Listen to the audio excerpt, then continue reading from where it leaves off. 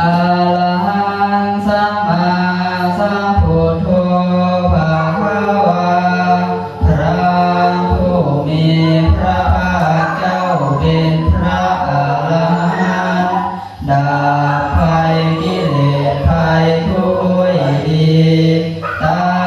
สรู้ถูกต้องได้โดยพระองค์เอง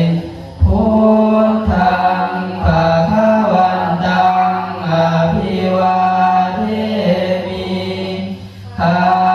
พระเจ้าอภิวาทพระผู้มีพระภาคเจ้าผู้รู้ผู้ตื่นผู้เบิกบานสวากขาโตภะคะวะตาธัมโมพระ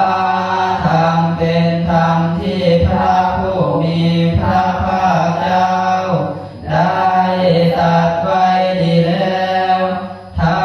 มมังนามัสสามิข้า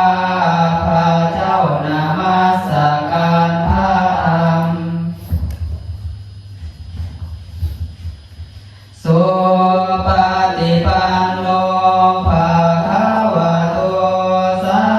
วกสังโฆพระสงฆ์สาวกของพระผู้มีพระภาคเจ้าปฏิบัติดีแล้วสังฆัง